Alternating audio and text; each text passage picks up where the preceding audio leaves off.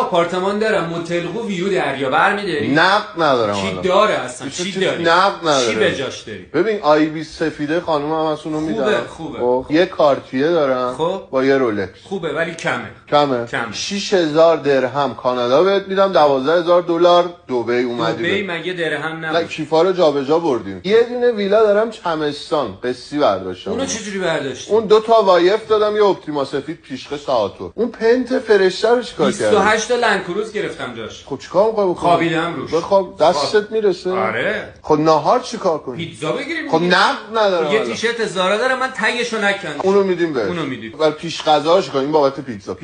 پیش غذا اون نوشابه رو دست پلی استیشن میدیم. دست پلی استیشن. میخوای سری شارژر بدیم آیفون؟ سری شارژر هم خوبه. دست پلی استیشن بالا. به جا سس میدیم. بعد ما چرا نقد نگه نداشتیم؟ ما چرا برای یومیه پولی نگه می‌داشتیم. عقب میموندیم. خب نه